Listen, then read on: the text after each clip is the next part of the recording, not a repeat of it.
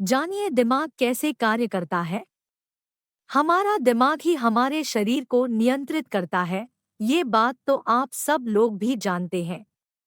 हम अपने दिमाग में जैसा विचार थॉट्स डालेंगे वैसा ही हमारे शरीर को करने के लिए आदेशित करता है।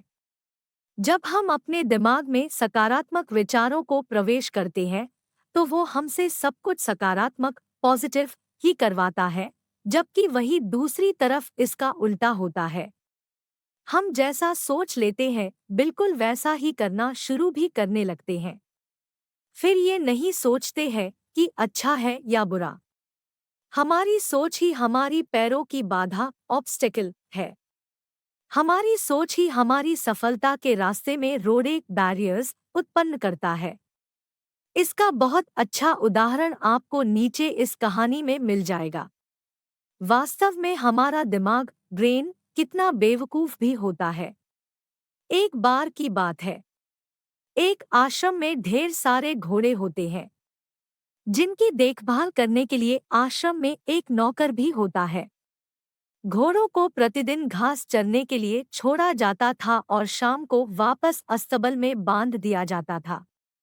एक दिन आश्रम का नौकर जब दिन भर घोड़ों को चराने के बाद अस्तबल में घोड़ों को बांध रहा था कि अंत में एक घोड़े के लिए रस्सी नहीं बची।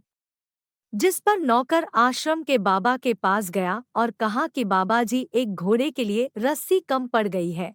तो प्रत्युत्तर में बाबाजी ने कहा कि आश्रम में और रस्सी उपलब्ध नहीं है।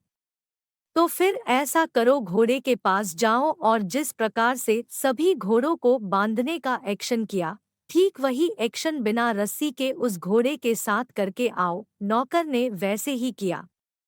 वापस अस्तबल में गया और जिस घोड़े के लिए रस्सी नहीं बची थी, नौकर ने घोड़े के गले में 2 बार हाथ को घुमाया और फिर जाकर खूंटे में बांधने का एक्शन कर दिया।